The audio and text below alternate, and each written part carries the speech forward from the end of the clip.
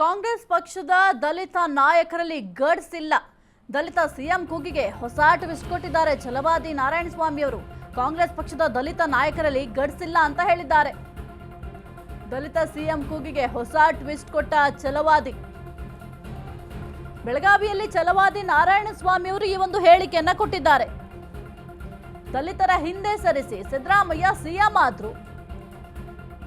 ದಲಿತ CM ಕೂಗು ಕಳೆದ 6-7 ದಶಕಗಳಿಂದಲೂ ಕೂಡ ಇದೆ. ಕಾಂಗ್ರೆಸ್ ಪಕ್ಷಕ್ಕೆ ದಲಿತರ ಮೇಲೆ ವಿಶ್ವಾಸ ಪ್ರೀತಿ ಇಲ್ಲ.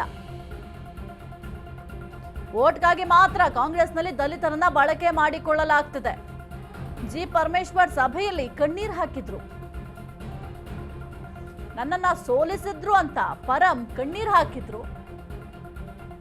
ಡಿಕೆಶಿ ಪಕ್ಷಕ್ಕಾಗಿ ದುಡಿದಿದ್ದೇನೆ, ಸಿಎಂ ಪಟ್ಟ ಬೇಕು ಅಂತಾರೆ. ದಲಿತ ನಾಯಕರಲ್ಲಿ ಈ ರೀತಿ ಹೇಳುವ ಗಡ್ಸ್ ಉಳಿದಿಲ್ಲ ಅಂತ ಹೇಳಿದ್ದಾರೆ.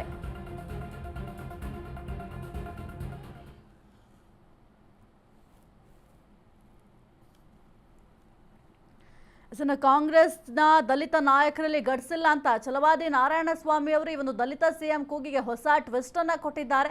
ಬೆಳಗಾವಿಯಲ್ಲಿ ಮಾತನಾಡುವಂತಹ ಸಂದರ್ಭದಲ್ಲಿ ಈ ರೀತಿಯ ಸ್ಟೇಟ್ಮೆಂಟ್ ಕೊಟ್ಟಿದ್ದಾರೆ. ಇನ್ನು ಜಿ ಪರಮೇಶ್ವರ್ ಅವರು ಸಭೆಯಲ್ಲಿ ಕಣ್ಣೀರು ಹಾಕಿದ್ರು, ನನ್ನನ್ನು ಸೋಲಿಸ್ಬಿಟ್ರು ಅಂತ ಕಣ್ಣಲ್ಲಿ ನೀರು ಹಾಕಿದ್ರು.